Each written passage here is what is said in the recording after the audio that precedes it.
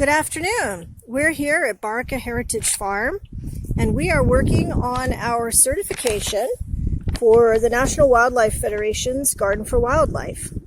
And what we're doing is we're working through the checklist that we downloaded from their website at nwf.org. Once we have all the categories complete, we will go online and apply for a certification. We've already done food, water, and cover, and now we're working on places to raise young.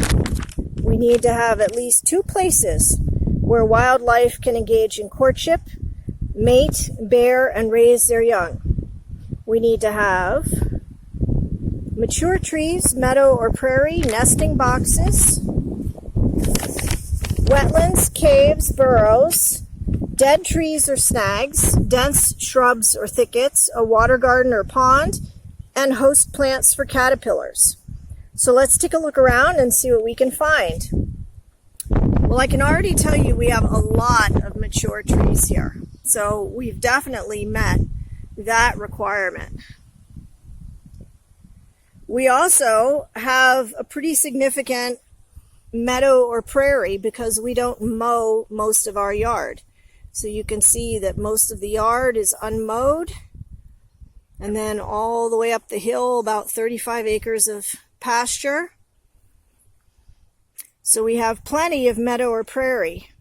We don't currently have any nesting boxes, but we do have wetland and a pond. We also have plenty of burrows, which we find around the property. And we also have plenty of dead trees or snags, also called dead trees or den trees, where wildlife can make nests. And we have multiple snags around the property, and we do not cut our snags down because they do make such good habitat for the wildlife. Dense shrubs and thickets. We have lots of that. We have multiflora rose, autumn olive, and a bunch of other kinds of shrubs and thickets. Water garden or a pond. We definitely have that. And host plants for catapillars. Now, it's still fairly early in the season, so a lot of those aren't up yet. But I can tell you from experience that we have a lot of milkweed, and you can see it starting to come up down there.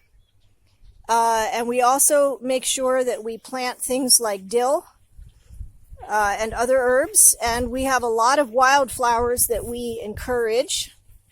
And we've actually planted a wildflower garden outside the barn this year.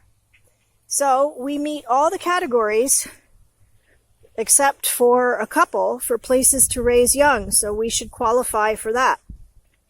We will be back next to talk about sustainable practices. We hope that this inspires you to do something similar in your own backyard.